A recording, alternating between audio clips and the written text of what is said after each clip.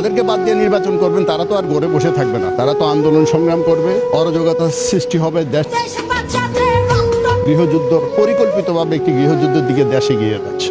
আওয়ামী লীগ যে গণহত্যা করেছে তার মাধ্যমে আমি উল্লেখযোগ্যভাবে বলবো আবু সাইদের কথা। আবু সাইদ যখন গুলি করে আমি দেখেছি ভিডিওটা, শর্টগান দিয়ে গুলি করেছে। শর্টগানের লাইসেন্স বাংলাদেশ সরকার আমাদেরকেও দিয়েছে।